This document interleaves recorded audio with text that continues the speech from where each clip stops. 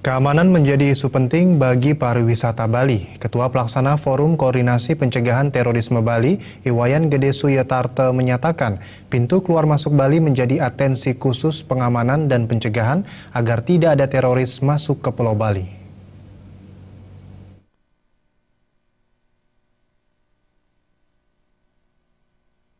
Ketua Pelaksana Forum Koordinasi Pencegahan Terorisme Bali, Iwayan Gede Suyatarte mengungkapkan, dengan dinyatakannya Indonesia siaga 1, secara otomatis Bali yang juga kerap menjadi sasaran terorisme dinyatakan siaga 1. Untuk itu semua pintu masuk Bali baik bandar udara, pelabuhan dan terminal dijaga ketat dan tidak boleh lepas dari pengawasan. Setiap orang yang mencurigakan harus diperiksa secara teliti.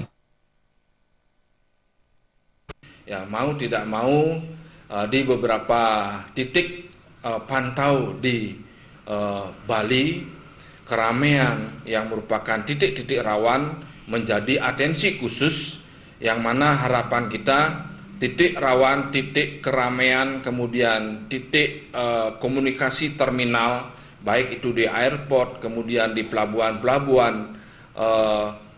nasional, termasuk pelabuhan rakyat di seluruh Bali, dan juga restoran, kemudian junk food dan lain sebagainya yang terkait banyak keramaian. Marilah kita sama-sama mengatensi terutama masyarakat, tidak hanya BNPT, kemudian Polda, Pangdam, semua masyarakat. Mari kita melihat bahwa Bali adalah daerah pariwisata yang rentan terhadap yang nomor satu adalah masalah keamanan. Gede Suyatarte menyatakan hal yang juga perlu diwaspadai adalah pejuang militan asing yang masuk ke Bali dengan menyamar sebagai wisatawan.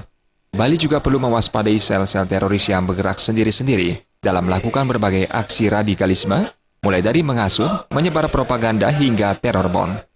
Untuk itu Gede Suyatarte mengajak semua komponen masyarakat Bali bersinergi untuk mengamankan Bali. Purnama dan Bayudi, Bali TV.